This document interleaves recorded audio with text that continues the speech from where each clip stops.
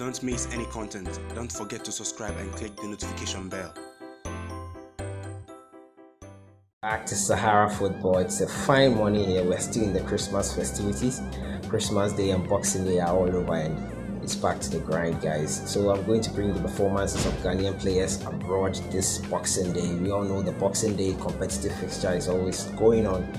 Boxing Day, there's bumper football for football fans. This time, Italian Serie A also took place in addition to the Premier League. I'm going to bring the performances as usual of Ghanaian players in those competitions. As usual, if you're new to the channel, I advise subscribe to this channel and click the notification bell to get more updates on this channel. So let me just jump right into it. Now, Crystal Palace took on Cardiff City, and we all know for Crystal Palace, we have Ghanaian player Jeffrey SCHLUPP and Jordan Ayew. Crystal Palace and Cardiff City played out a 0-0 draw. Fortunately for us, none of those two players were able to feature for either team for the Crystal Palace.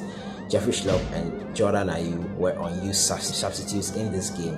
So the game ended 0-0. Now Leicester City took on Manchester City, and boy oh boy, Manchester City lost once again. Yes, after losing to Crystal Palace and Jeffrey SCHLUPP last week, they lost. Yes, Manchester City lost once again. Yeah, they lost 2-1 to Leicester City at the King Power Stadium. Amate, as we all know, is already out, but it was a great win for Leicester City. They beat Chelsea last week, and now they're beating Manchester City. Manchester City lost to Crystal Palace last week, and they've lost their second consecutive game for the season. I don't know what that means for them. That's really not great news for them. They are now 7 points behind leaders Liverpool, who are now first on the table, followed by Tottenham Hotspur. Tottenham Hotspur are 6 points behind Liverpool. Now to the next game. Liverpool took on Newcastle United. We all know Christian Atsu is with Newcastle United, but if you remember my last story I did, Christian Atsu got some stick from the Newcastle fans for such a shambolic defending showing against Fulham over the weekend, and he was not included in the matchday squad for this game. I don't know if that has anything to do with his performance against Fulham in the previous game, but Christian Atsu was not in the squad for this game. He was excluded by coach Rafa Benitez, and Newcastle suffered a 4-0 defeat on Benitez's return to Liverpool again. He lost 4-0. Liverpool are on fire this season, and I think this title is theirs to lose. Yes, it's theirs to lose, and their next game will be with Arsenal, then followed by Manchester City on January 3rd. I think those games will be really significant, but I trust Liverpool can pull through with this kind of form. They are the top favorites to clinch the title for the first time in over 30 years. So to my next game, Fulham versus Wolves. Yes, Fulham, Dennis Odoi plays for Fulham, and his team drew 1-1 with Wolves. They took the lead in the second half after a dire 0-0 draw in the first half. They took the lead in the second half before Wolves equalized later on. So it ended in a 1-1 draw. Dennis Odoi featured for Fulham. Now I move to Italy. We have Bologna versus Lazio. Yes, Bologna, we have Ghanaian player Godfred Donsa. Yes, he was an unused substitute in this game. Donsa did not take part in the game, and he wasn't used by his coach Bologna. They lost 2-0 to Lazio. Now Roma versus Sassuolo. Kevin Prince Boateng is still out for Sassuolo, and that has added to their woes. They lost 3-1 to Roma. Now to my next game, Torino versus Empoli. Yes, Torino took on Empoli, and the free Aqua was an unused substitute. I noticed a trend here. Most of the Ghanaian players did not feature on the festive occasion for their teams. It was quite unfortunate that they didn't, and I don't know why that is. So let's go on to my next game. Torino Empoli. A free Aqua did not feature, as I said. They lost 3-0 to Torino in that game. So my next game is Inter versus Napoli. Yes, Inter Milan versus Napoli. Kojo Asamoah, as you can remember, he was suspended in the previous game because of yellow cards, accumulation of yellow cards, and he came back in this game. It was a goal in the late goal, and they won it 1-0. They edged Napoli 1-0 to continue their impressive form this season. Now, Kojo Asamoah featured 90 minutes. He played a full 90 minutes in that game, and it was great to see him in action following his suspension. Now, SPAL versus UDINESE. Now, UDINESE, we have Nicolas Opoku. Nicolas Opoku, thankfully, in this game, played 90 minutes. He played 90 minutes for UDINESE, and he was part of the team that drew 0-0 with SPAL. On his note as a defender, he was able to keep a clean sheet, and unfortunately, they didn't get the win, but he kept his clean sheet, and it ended in a 0-0 draw. That's for the Italian Serie A. We move on to the Belgium League. You all know Ghanaian player Joseph Edu. Yes, Joseph Edu made it into the UEFA Breakthrough Team of the Season. If you haven't watched that video, it's up here.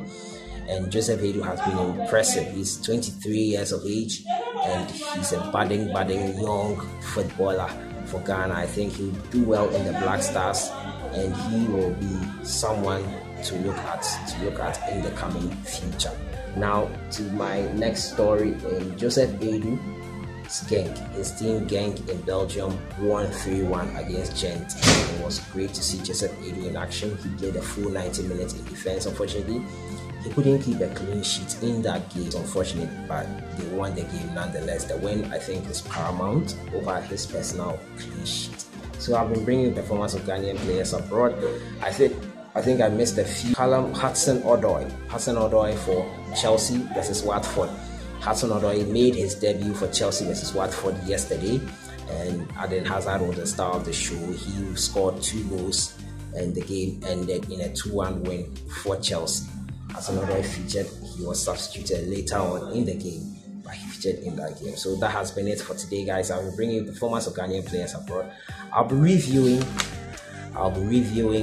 the year in terms of football in my next video. I think we have a lot to talk about. We all know what happened, the highlights of 2018, and that was the Ghana football, the CAF Awards in January.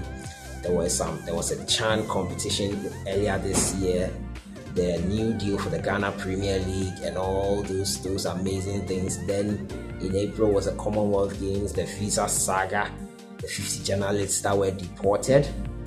And in May, Ghana played Iceland, and also there were some matches. And in June, Anas expose. There were rumors popping up about the Anas expose. Then it finally came out in June.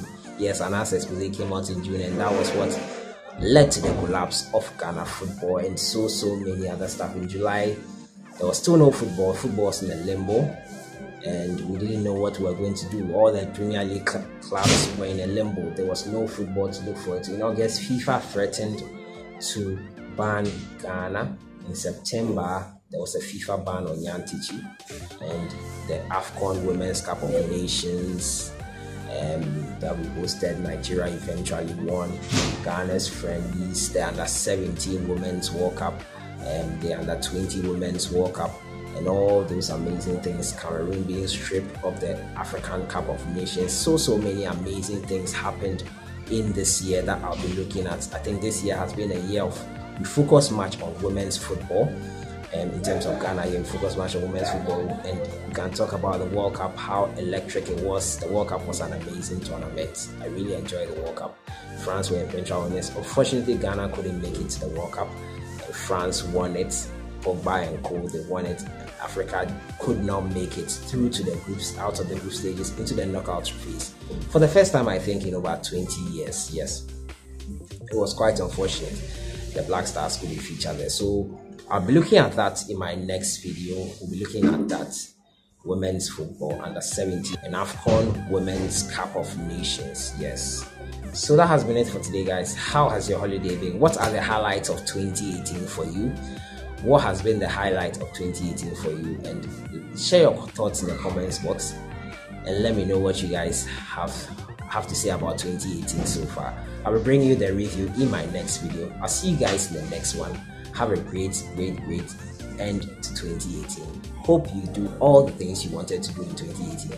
I'll see you guys in the next one. Happy New Year, and may many great things come your way.